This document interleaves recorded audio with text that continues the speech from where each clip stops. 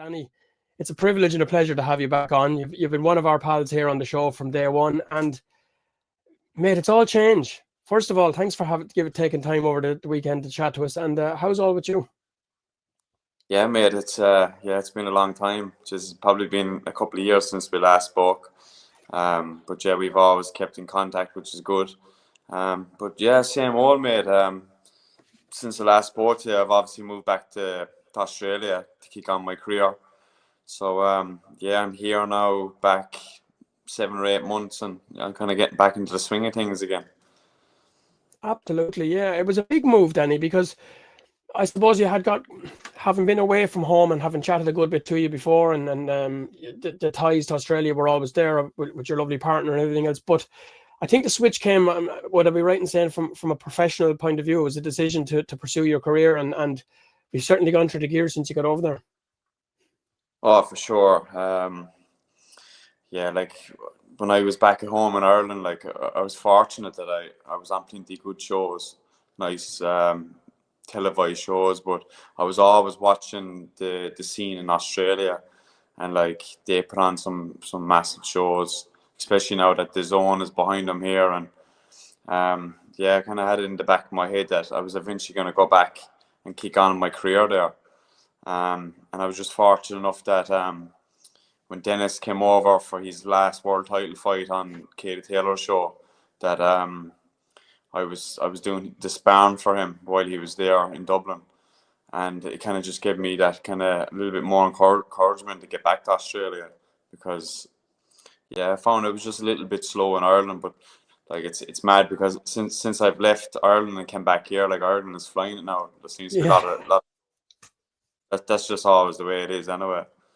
But no, yeah, it is the way it's gone. Yeah, no, everything is flying it for me. I have new management now, a new promoter, and I'm after a couple of good fights, which is good.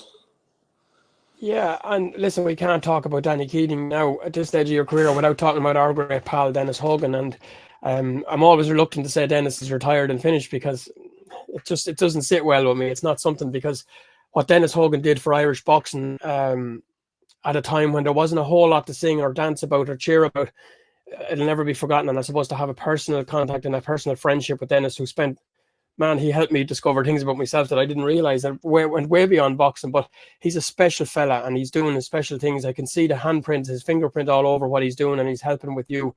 Talk to us a little bit about that and putting the team together, because there's a lot of familiar faces around you, isn't there, that would have worked and helped Dennis to get to the heights of his career. Yeah, for sure, mate. Like I go back. I first met Dennis back in 2019. For my professional debut, I fought in Sydney in the Star Casino, and Dennis actually did the commentary that night.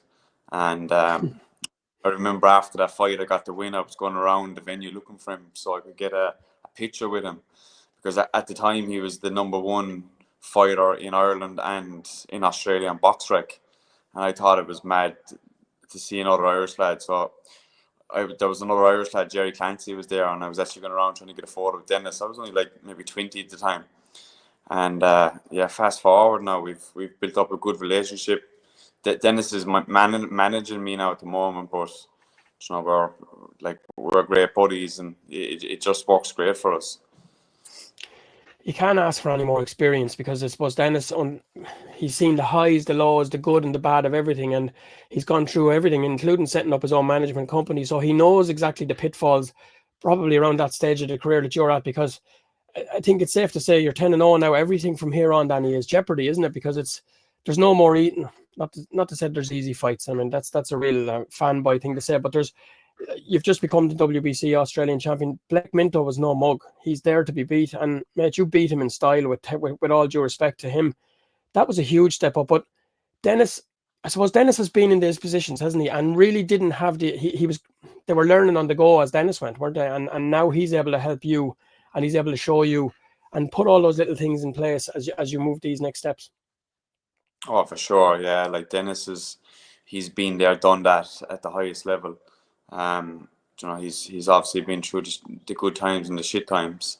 But yeah, no, my last fight was it was a massive step up for me, because I jumped up from doing a couple of 6-rounders and straight into a 10-round title fight against a top guy. He was no joke. And he's fought a list of good lads, and he was the champion as well, which made it even better. That it wasn't just that it was a vacant belt that came up and we got to fight for a vacant belt. I fought the champion for it, which was good. It was an experience for me to walk out second to the ring and almost coming in as the B side, because I wasn't a champion. But it was a great fight, and I think Dennis knew a little bit about him because he actually boxed Dara Foley, I think, on the undercard of Yes, right. Dennis won his world title. I didn't know a whole pile about him, but because I'm kind of new to the Australian scene again. But yeah, he's well known in Australia for being a tough guy, and he's won IBO belts, and he's won plenty of belts here.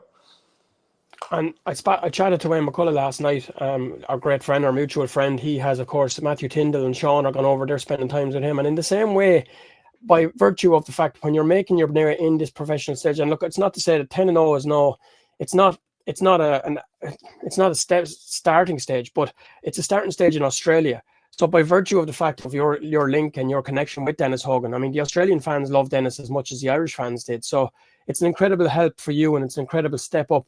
But that only gets you so far. And as you said, with all the Blake Minto tried everything he could in the build up to that fight. He tried everything he could in that fight, and he had a look of a beaten man by the end of it. He growled, he snarled, and I think you had tamed him by the end of that fight. Was it the case of everything just coming together, Danny, in and out of the ring? Because to me, I hope you won't mind me saying, it's the best performance I've seen from you to date, and it just looked like you've just gone through the gears.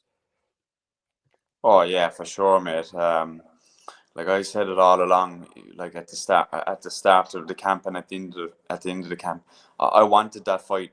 I wanted that win a lot more than he did. Like I put everything into that camp. I was training 6 months solid for that fight. I went in the camp in New Year's because originally I was supposed to fight him in May. Then it got pushed back. It just kept getting pushed back. So I had a massive camp for that. But like I went into that fight with I couldn't have done any more. I'd done so much sparring. I never did so much sparring with all the top guys here. And yeah, look, everything went right for me on the night. Yeah, everything did. It definitely did. It was brilliant. And I know what you said there a second ago, that you hadn't got the experience of coming to the ring as a champ. You hadn't got it how you were coming set. But mate, you finally got your arm raised at the end of that fight. Something you've been used to doing with the 10 wins, 5 KOs, but you got a little bit of leather strapped around your waist. How did that feel? The green belt as well. Oh, mate, it was brilliant because like you can start off and fight for a couple of small belts, like your state titles or like your Celtic belts and all that. But I jumped into a nice belt, a big belt with the WBC organization. I got a massive ranking out of it. I'm ranked number 37 by the WBC.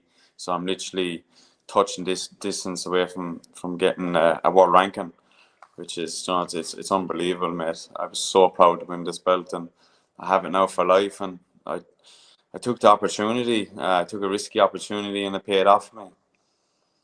Yeah, I think you didn't go to Australia not to take these opportunities or these steps. I think it's fair to say it's a huge move. You're moving from home. Did that take any adjusting? I mean, talking outside of boxing now on a personal level, on a human level, it's a big move, isn't it? Because having been home, I remember chatting to you at the beginning. You came home during lockdown because there wasn't really anything happening. As typical as luck would have it, they call it luck of the Irish sometimes. I don't know. I don't know. Do we have it? I think it's just a cliche. But you moved back to Australia, and then the eyes of the world start coming to Ireland, and we start getting some shows. But look, with all due respect, however long it lasts or however long it plays here, we tend to get waves and phases of it here. What you're looking at in Australia is a path that's been well tread by the likes of John O'Carroll, by the likes of TJ Doheny, by the likes of Dennis himself, who started this current trend. The zone is there. You've got Conor now is absolutely flying. You lads are knocking on doors, and there's big fights with big shows coming. Justice Hooney, your stablemate, came over here, and he did exactly. Justice Hooney, let's have a word for him, pal. There's no surprise to me what he did.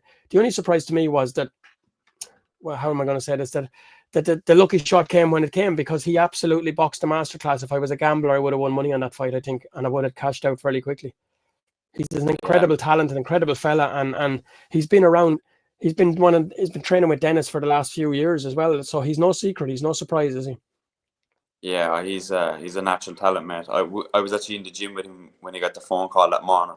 I think he had 5 weeks to the date.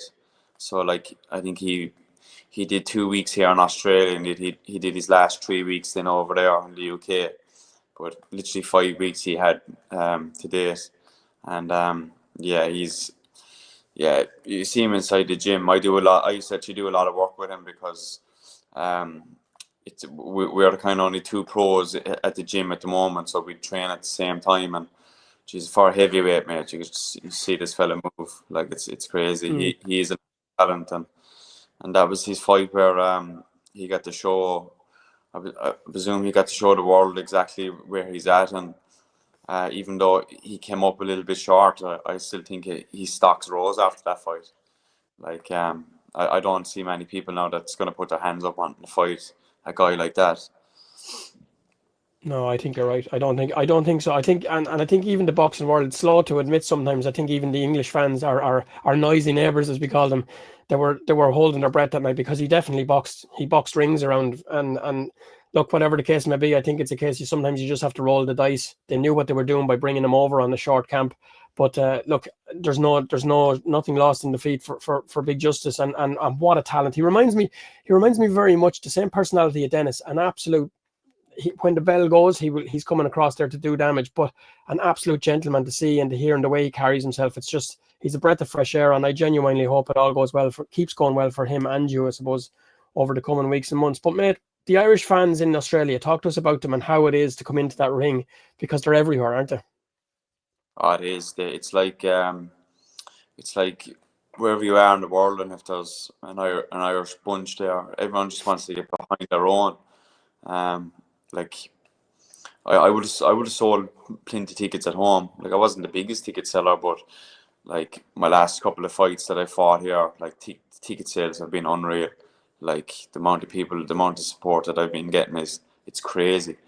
And it's same with the Australian fan base. Like, I've had so many Australian businesses and people have also gotten behind me as well.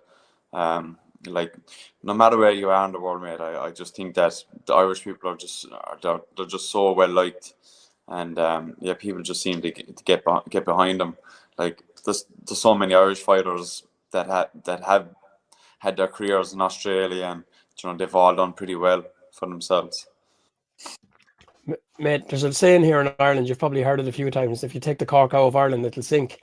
The Cork boxing over the last couple of weeks and months, I knew that'd get a bit of a smile out. Yeah, I always do use that one. But in terms of pro boxing, we're just looking over the last few years, it's really starting to kick on. I mean, I had Stephen Kearns on here a couple of weeks ago. He lit the stadium up, an incredible performance up in him and Owen Lavin up in the National Stadium on a Jay Byrne show. We've got Callum doing his thing over in Vegas. You're looking at Tommy Hyde, Cathal Crowley, and a young man, Aaron Lynn, who made his debut lately. We've Christina Desmond making her pro debut in a couple of weeks' time, and the ever sprightly, the young lad himself, Spike, the godfather of it all, he's having another fight coming up on a Jay Byrne show.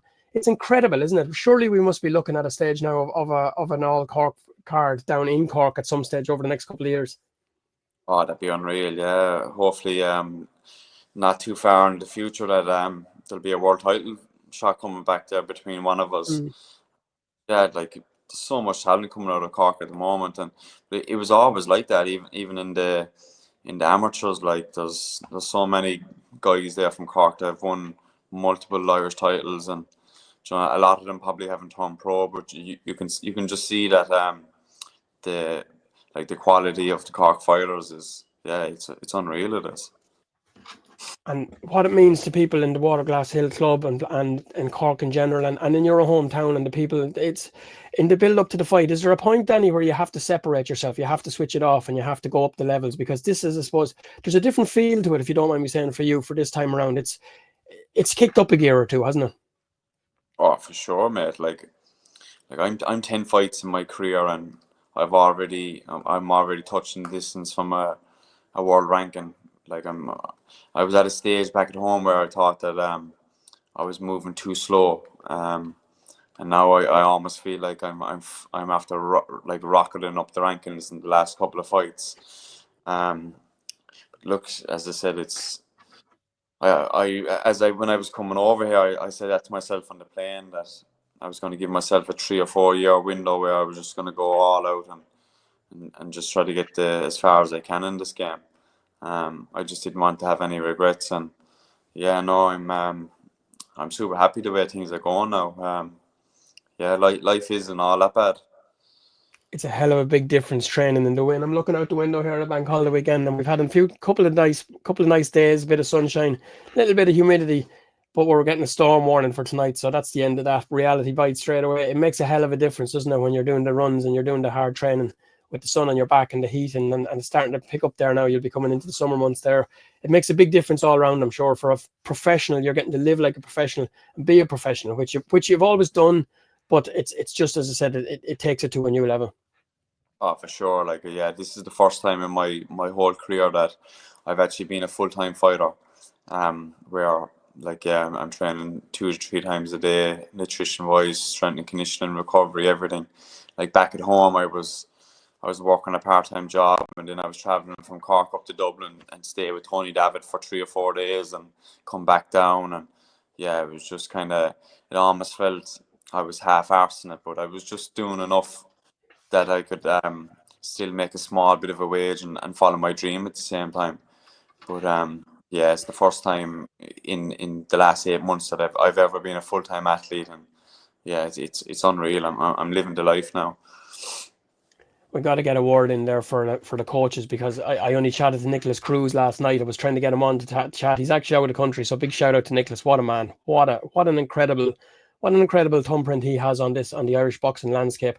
But we can't forget your dad, of course, who would have started off, and we're looking then at Tony Davitt, who, rightly or wrong, he's the godfather. He's known as the godfather of Irish boxing. These people have all had a huge, and these people don't. Let's be respectful. They'll give time and they'll help and they'll encourage and they'll work with. But when it comes to spending time and committing their time and giving their time to people, they don't waste it. They don't waste their time. They know what they see, and they all valued you and they all saw time to put into you. So can you feel that now? Can you see the benefits of it all along? It feels like now that you've had such an incredible start, haven't you? You're now starting to deliver. It's all starting to come together. Oh, for sure. Like Tony Davitt rings me once a week, every week still since I came out here. We speak regularly on the phone, and I spoke to Nickolas as well after my last 2 fights, and yeah, I've always kind of kept that small relationship with obviously with Nickolas. He trained me as an amateur, and I did a little bit with him during COVID when I first moved home. That's right. But yeah, obviously since I linked up with Tony Davitt, yeah, I'd speak to Tony every week without fail. I built that relationship with Tony where, yeah, he was almost like a father figure to me. I've been with Tony for the last 4 or 5 years, and yeah, it's unreal. Like, he's every time I'm fighting, I have a date. He's trying to, like, the mad fella he wants to come out every time I'm fighting. Like, yeah, I'd be afraid in case the travel out here would kill him, because he nearly killed me coming out here. That's what you're talking. I mean, and I've heard Ray Moylett say the same. I've heard all the fighters that have gone through the ranks over the last couple of years. Tony Davitt is he's essentially what you described about the Irish fans a few minutes ago, where he just seems to pop up everywhere, whether it's at Olympics, whether it's at World Championships, whether it's at pro fights, whether it's at his protege fights. He's just everywhere, and I think that says it all about the man at his age to be still going as strong as he is. It's incredible. Oh man, he lives the boxing. To be honest, like, he's so invested in it, and yeah, so he's in it all his life now. He trained his brothers, and yeah, he's to this day he's still training a couple of the lads. So yeah, that I've never seen a man that's so much invested in boxing, and yeah, he's one of the best. He's the godfather of Irish boxing for a reason. It's I've chatted a little bit to you off air about what's coming next. I suppose you can't say too much at this stage of the career. It's about doing things the right way and building things and announcing things the right way. But what can we expect, Danny, for the next look? Every step now has to be taken carefully, but I think that doesn't mean you're going to be working or training any less so. So can you give us a little bit of an insight into what will it be defending the Australian title? Will it be moving up towards an Oceanic title? What are the next stages for Irish fans who aren't familiar with the pathway in Australia? I'll definitely have one more big fight before the year's out, whether it'll be another a 10 rounder maybe, or an 8 rounder.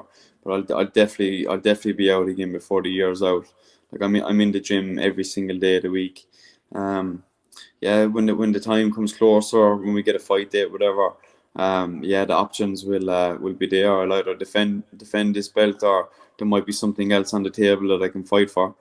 Yeah, like I'm at the stage where, like, I don't need to be hanging around defending this belt. I can vacate it and let someone else have a crack at it, and I can move on to bigger and better things. As I said, yeah, I'm all about. I'd love to start filling up the cabinet now and collecting a couple of belts. So yeah, we'll see when the time comes. Yeah, but I'll definitely be out. One more big fight before the year's out, and that's 3 fights I've had in 12 months, which is. That is unreal. That's brilliant. Like, and it'll be 3 big fights. That's what I want. So yeah, no, everything is flying now. I've got the double digits now. I'm 10-0, and I just turned 28 years of age. So yeah, no, things are flying, and I'm in a great position. I'm going to touch wood while you say that, because that's what we want. We want to see this thing. You've taken. It's been a long, hard road, and it seems lockdown was only 5 years ago, Danny, but it feels an awful lot longer than that. And I remember when you came home, you were frustrated, and then you got back into the scene here, and the scene here was kind of chugging along, and it's moving along. And look, it is great to see that it is starting to take off a little bit here, but I think experience and history tells us that tends to come in waves. We see it for a while and then we don't. What we do know for certain is that the scene and the vibrant scene in Australia, the feel, before I let you go, the feel around a big show like the Zone, it brings a different feel to it. Talk to us about the build up to that. Talk to us about the feeling in the dressing rooms and the knock at the door and everything else. Is it a case of just everything you know and it's just coming together, or is it still a case of learning what these shows and as the levels go up? Oh, yeah, you'll always be learning. But the Zone, like my last 2 fights have been on massive undercards on the Zone, live on the Zone. Like the last one was a week. I spent almost a full week down the Gold Coast. Before the fight, we had like the first day we had like a press conference. Second day was like a media workout, and we had Q&As, and then we had the weigh-in. It was nearly a full week of like media, and yeah, come fight night, then you've a certain slot at a certain time that you're going to be fighting, and you'll get the call. You know, you're on in 10 minutes, you're on in 5 minutes, and you have your ring walk. You know, yeah, it's. And the last fight I was well up the card as well. I think it was third last. Right. And I remember when I came out and I looked around the venue.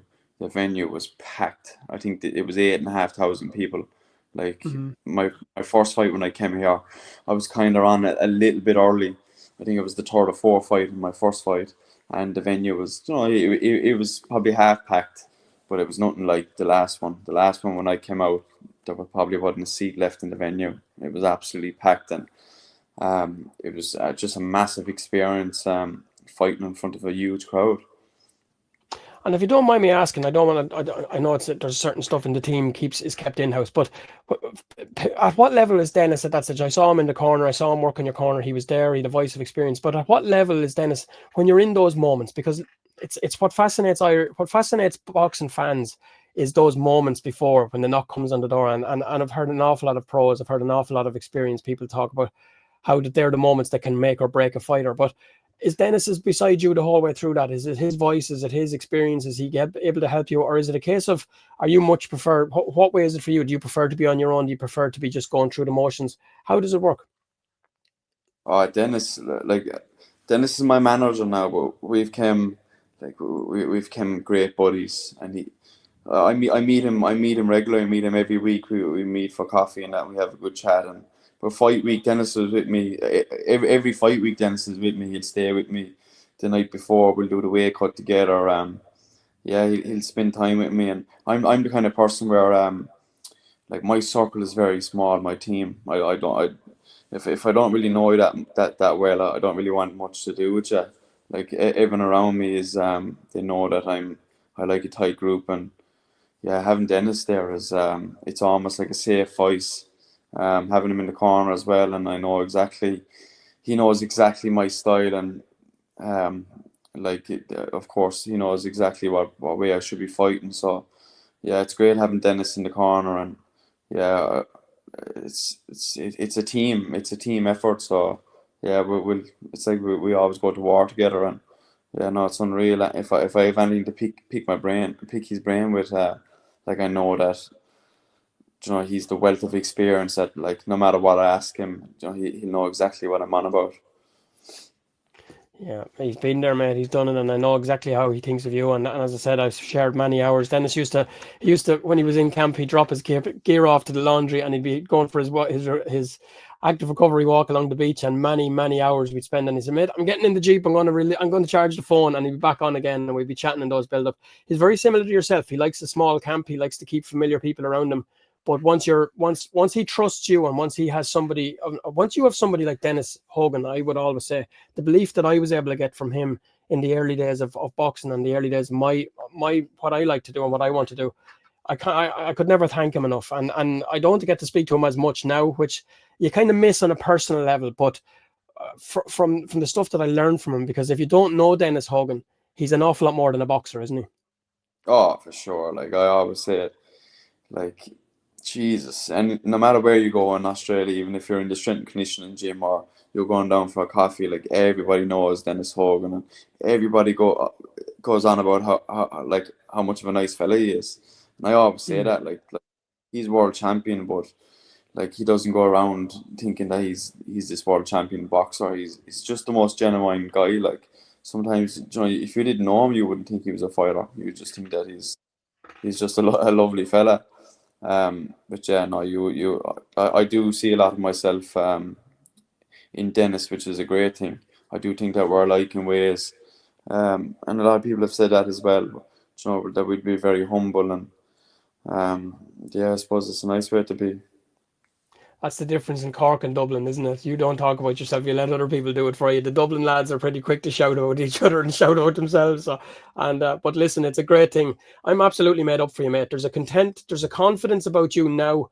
There was always listen. The talent was never a doubt. It was never a doubt. It was always there for everybody to see. But there's a different feel about it now, and I couldn't help but watching when you stepped into that ring that night. Something switched, something changed, and the performance was just, as I said, it was electric. It just had everything. It had a little bit of what do you want to do next, and that's special to watch, and it's a privilege to be able to say, listen, we were there from the start to see it, but I'm really excited to watch for you now. Um, Back to training tomorrow, and we can expect an announcement over the next. In case I forget as well, Connor Wallace, incredible stuff. You guys have kind of been inextricably linked over the last while. You've been on the same shows. Looks like it's going to happen for the next while. So that means if we're reading the room for Connor's next fight, it's going to be a big one for you and him, isn't it? Yeah, no, I meet Connor regular enough. We actually use the same strength and conditioning gym, so I'd meet him that day. I could be going in there, and he could be leaving, or vice versa.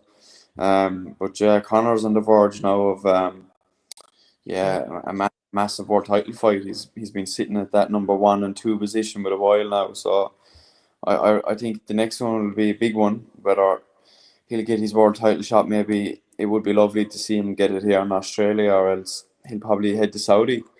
But yeah, he's another lad there that's is that touching distance from a world title, and yeah, it's mad to see. Yeah, he's flying it. Like we're obviously with the same promoter, Tasman Fighters, so you see the job that they've done on him. So he's flying it.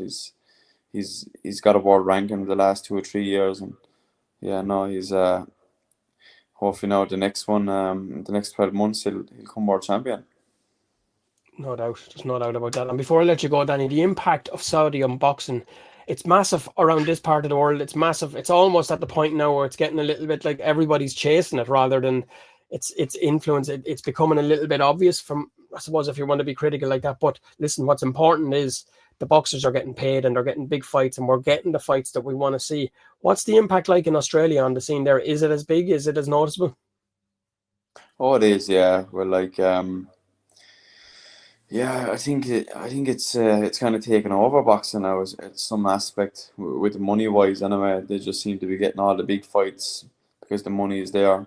I do know, yeah, like Justice Hooney's fought there twice. I think he fought on. I think he fought on one of Tyson Fury's undercards there, going back Yeah. 2 or 3 years ago, and yeah, that's where I think that's where the for now anyway. That's where the money is, but still people go on about the atmosphere isn't supposed to be great out there, but I suppose it's a little bit slow at the moment. It'll tell you, the next 5 to 10 years will tell if it will be the new hub of boxing. But yeah, Jez, if I had an opportunity where I got a phone call that I could fight in Saudi, I wouldn't I wouldn't refuse it. How does that process work, Danny? I mean, I'm getting to the end now. I won't keep you much longer. But how does the process when the call comes? Is it something? Is it generally for these big fights now, and as they're going up the levels? Is it a case of literally getting a call, or is it a regular contact that you have between you and your management, or is it simply as you're in training one day, the phone goes, "Do you want this?" How does it work for you? Ah, well, I suppose with Saudi, is it? No, in general, I suppose, like, look, there hasn't been a Saudi show for you yet. I've no doubt as you keep going through the rankings, the welterweight division is one of the most exciting at the moment. There's all big fights there. But I think those ones, with all due respect, are a little bit down the line for you. But getting to them and moving to them will be just as exciting as when you're in those big fights. But in terms of the fights in general, like as the step up, like the last one was the Australian title. You're moving on now to the next big fights, whichever they may be. Is it a case of keeping in contact regularly with your management, or is it sometimes the calls just come out of the blue when you're coming out of the gym? What is that process for the upcoming fights? Yeah, it's all about like it's a team effort. I have Dennis as my manager, and we've Tasman as my promoter, and you obviously have my coach Mark Wilson, and yeah, we're all on this journey together, and yeah, like they'll just keep chipping away, looking to see what's out there, and yeah, it's just all about building. Every fight, just climbing the rankings there a little bit more, getting that little bit more experience, and yeah, it's just all timing. As I said, yeah, half of it is having a good manager behind you, good promoter behind you. Back at home, be almost trying to kind of waiting for a slot to get an opportunity. Mm. But since I came to Australia, I've kind of been putting myself a little bit out there, a little bit more, and kind of chasing the opportunities. So yeah, I have a great manager with Dennis and Tasman. So yeah, they'll know exactly what to do for the next couple of steps. Well, listen, we're excited here. All Irish fans are so excited. It's exciting to watch any of our own make this progression and make these steps. It feels like there's something special happening here. I'm made for that. For you, I'm absolutely made up. Before I let you go, leave the word, I suppose, with you for the team and the shout out. It's really special to see the likes of Mucky and to see the likes of your recovery team and that around. And I mean, they're all characters in their own right. People don't get to know them as well as they should. And I had many gas conversations and messages and everything with Mucky. He's an incredible fella. But talk to us about the rest of the team, Phoenix, Remedial, and all these. These are special people who were a huge impact and a huge part of Dennis making his journey to the world title. Oh, for sure, mate. I have a great team behind me. Um, as Dennis was coming at the end of his career, he'd obviously made some great relationships with people here, and um, he hasn't officially said he's retired yet. I don't think he's retired. I reckon he'll fight next year, for sure.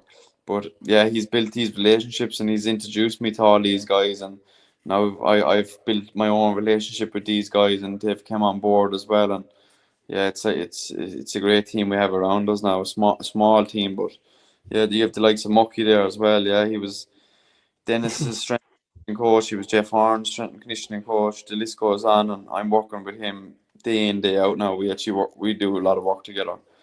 Um, so yeah, it's unreal, mate. And yeah, it's mad that you've met Mucky as well. Yeah, he is a character. Oh, he's a character and a half, and he did some incredible work to keep Dennis's show on the road at times when Dennis's body was nearly failing him at times. It was almost everything. And Mucky, the way Dennis described him at times was incredible. Yeah, he's a character and a half. And Yeah, I had a conversation with Dennis at the beginning of last year about a show that was coming up in Ireland, and I think it was very special and incredible. And for as long as Dennis is willing and able, and for as long as there's calls to be made, I'll make sure there's calls from this side of thing going his direction, because he's a credit. He's a fella that deserves the best. He's done it the hard way. He's done it on his own steam. And to see him now plotting the path for you, Danny, it's very special. And I genuinely do appreciate you taking time. And I know it's a busy week. Back to what you call, I suppose you're keeping busy, and it's a maintenance phase now at this stage for you, but it won't be that way for too long, will it? No, I'm in the gym every day, mate. I literally had, after my last fight, I had a couple of days off. I actually went to a place in Newsas, it's up the coast a bit. I went and played a couple of days of golf with Dennis, and yeah, I was back in the gym after a couple of days. So yeah, I'm just ticking over now and just building that base. And yeah, when the time comes closer, when we get maybe a sniff of a date, yeah, we'll start making a plan and start going hard again. Well, Danny, listen, genuinely appreciate it. Thanks a million for taking time this morning. I really do look forward to see what's coming next. And as soon as we have an announcement, we'll be back in touch and we'll see what's coming next. But as I said, from Irish boxing point of view, watch this space, because Danny Boy Keating is on the move.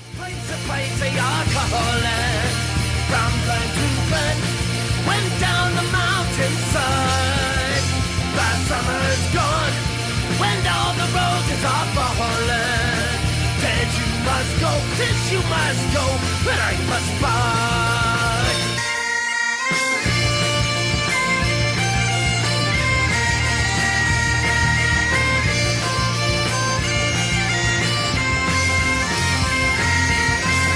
Danny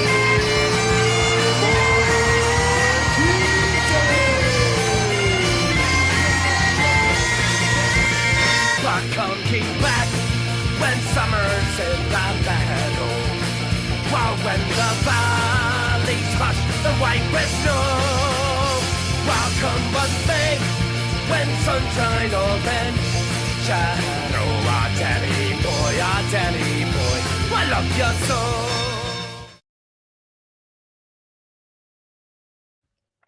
Brilliant. No, it's nice to hear from you again, Al. As I said, it's probably 5 years since we last spoke, and we've been trying to get on probably with the last 5 years, and was something coming up, and yeah, we're here now, and we're met. Thank you so much for the opportunity.